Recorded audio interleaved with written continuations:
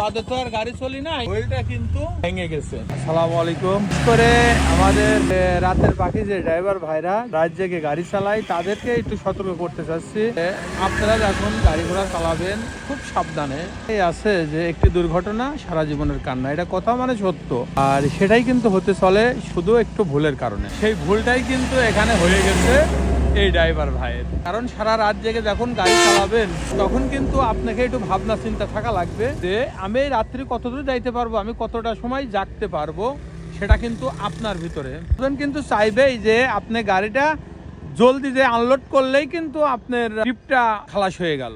কিন্তু আপনার উচিত হবে কি যে আপনি কতটা রাত জাগছেন আর আপনি কত সময় জেগে থাকতে পারবেন, আপনি কি স্টিয়ারিং ধরে থাকতে পারবেন নাকি আপনার ঘুমানোর প্রয়োজন আছে, আসলেই কি আপনি যাইতে পারবেন কিনা। এত বড় হাই একটা গাড়ি, 10 চাকা গাড়ি, সেটা আপনি রোডে কন্ট্রোল করতে পারবেন কিনা। ঘুম আইলেই কিন্তু মানুষ মরা, আর সেই অচেতনা মরা সেটাই কিন্তু হয়ে গেছে এই ভাই।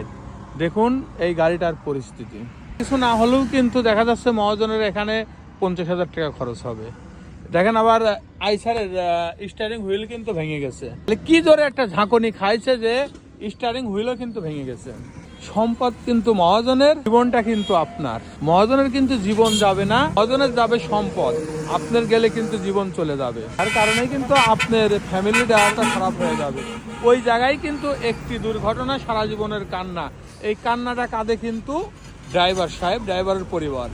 আর এই কান্না থেকে বিরত থাকতে হলেই আপনাকে সাবধানতা বজায় রাখতে হবে, সাবধানের সঙ্গে গাড়ি চালাইতে হবে। একটা কথাই বলতে চাই, সাবধানে চালাবেন গাড়ি, নিরাপদে ফিরবেন বাড়ি। ঘুমে আপনি এখানে নামছেন, এই ঘুমটা আপনি আগে থেকেই ঘুমাই নিতে পারতেন। আধা ঘন্টা, 1 ঘন্টা, 2 ঘন্টা ঘুমালেও আপনি সময়টা মেকআপ করতে পারতেন, কিন্তু